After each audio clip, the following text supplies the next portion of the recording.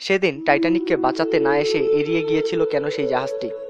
Dier বলছেন, north আটলান্টিকে সেই রাত ছিল একেবারে থমথম, নিঝুম। আকাশে চাঁদ নেই, বাতাসও বইছিল না। লিড টাইটানিকের পাঠানো বিপদ সংকেত দেখেও এড়িয়ে গিয়েছিল একটি জাহাজ। দুর্ঘটনার সময় সেই জাহাজটি ছিল টাইটানিকের সবথেকে কাছে, কিন্তু কেন বিপদ সংকেত পেয়েও এড়িয়ে গিয়েছিল? টাইটানিকের সবথেকে কাছাকাছি ছিল এস ক্যালিফোর্নিয়ান। এর তথ্য হয়তো অনেকেই জানেন।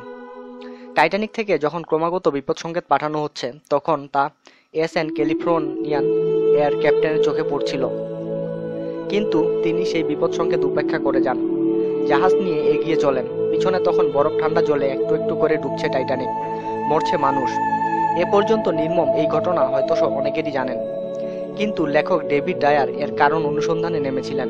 কেন এস ক্যালিফোর্নিয়ান এলো না? অনুসন্ধান করে একটি তথ্য খুঁজে বের করেছেন ডায়ার। লিখে ফেলেছেন নতুন বই, দ্য মিডনাইট ওয়াচ। ডায়ার বলছেন, আমেরিকা এবং ব্রিটেন দু দেশের সরকারি তদন্ত চালিয়েছিল।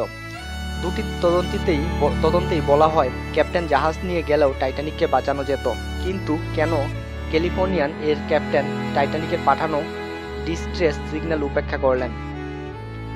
ডায়ার বলছেন, নর্থ আটলান্টিকে সেই রাত ছিল একেবারে থমথম, নিঝুম। আকাশে চাঁদ নেই, বাতাসও বইছে না, সমুদ্র একেবারে শান্ত। ফলে ক্যালিফোর্নিয়ান এর ক্যাপ্টেন তার জাহাজের মুখ টাইটানিকের দিকে ঘোরালে খুব বেশি সময় লাগতো না ঘটনাস্থলে আসতে, কিন্তু তিনি তা করেননি। এই কাজ অমানবিক, কেননা সেই সময়ে যাবতীয় তথ্য আমি সংগ্রহ করেছি। তাতে দেখেছি জাহাজ নিয়ে যাওয়ার ক্ষেত্রে কোনো অসুবিধাই ছিল না। এ সম্পর্কে আরো বিস্তারিত জানার জন্য আমাদের সঙ্গেই থাকুন আর সাবস্ক্রাইব করুন।